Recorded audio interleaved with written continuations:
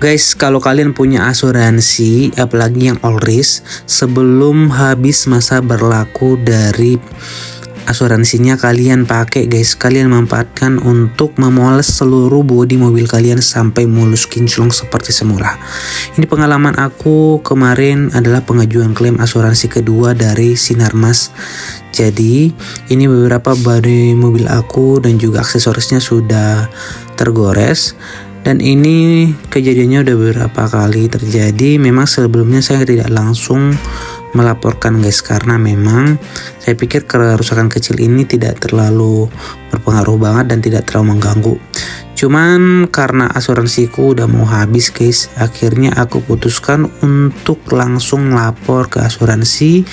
Dan sebelum saya lapor, saya juga udah konsultasi apakah baret-baret kecil seperti ini bisa ditanggung oleh asuransiku di Sinarmas. Dan ternyata bisa, kata petugasnya. Jadi setelah aku minta untuk dilakukan survei, sama ya kayak yang kemarin video sebelumnya, kita tetap melaporkan dari aplikasi Sinarmas punya mereka. Kita laporkan adanya kerusakan ringan pada mobil kita. Nanti setelah 3 hari petugas surveinya datang. Kemudian ini aku lagi ditandain tuh beberapa panel ataupun bagian bodi yang mengalami kerusakan.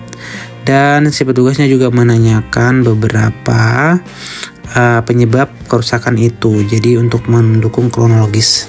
Nah, sebelumnya juga saya udah pernah kan melakukan penggantian panel, apalagi bagian belakang ini.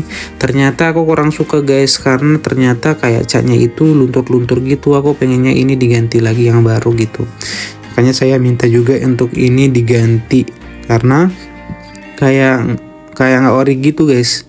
Nah, selama pemeriksaan oleh petugas dari Sinarmas, jadi banyak banget kita ditanya-tanya terkait dengan kronologisnya, karena itu untuk mendukung laporan untuk klaim asuransinya.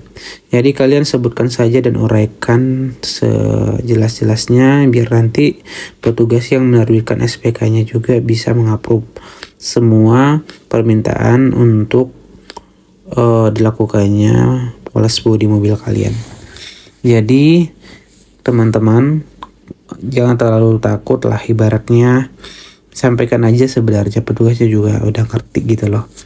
Dan di sini dari seluruh mobil aku ternyata hampir semua titik dilakukan perbaikan. Jadi petugasnya itu sampaikan ke aku kalau ternyata mobil ini nanti ada 5 titik yang akan dijadikan sebagai pembayaran untuk klaim asuransinya. Jadi kalau satu titiknya adalah 300.000, karena saya ada 5 titik, nanti saya akan bayar 1,5 juta di bengkel. Tapi percaya guys, 1,5 itu jauh lebih murah ketimbang kalian bayar penuh. Karena kalau misalnya ini saya bayar penuh sampai selesai, ini mulus kembali, percayalah guys, biayanya mahal banget. Dan ini aku sudah bawa mobilnya ke Mitsubishi resmi ya. Ini adanya di Bekasi guys, jadi cukup jauh dari rumah. Dan di sini ternyata banyak banget mobil-mobil yang mungkin rusak ya, untuk lakukan perbaikan di bengkel Autorizem ini ya. Nah, di sini kalian bisa lihat ya. Saya datang dan mengantri untuk dilakukan pemeriksaan oleh petugasnya. Ini petugasnya udah ngecek kembali guys. Nah, ternyata hasil pemeriksaan dari petugas yang di bengkel dengan si SPK yang diterbitkan sama pihak asuransi itu beda guys. Ada beberapa panel yang tidak disebutkan sama si pihak asuransi, yang akhirnya SPK aku sebelumnya itu direvisi lagi. Jadi karena itu aku harus balik lagi guys. Gue sebenarnya di sini udah jengkel sebenarnya sama pihak asuransi. Kenapa dia menerbitkan SPK nggak sesuai dengan yang sudah ditandain? Karena petugas ini sebenarnya udah sesuai apa yang ditandain sama si petugasnya, tapi SPK-nya muncul nggak sesuai. Itu kan bikin sebel kan. Akhirnya aku pulang lagi. Aku suruh pulang karena harus direvisi dulu SPK-nya sama pihak asuransi.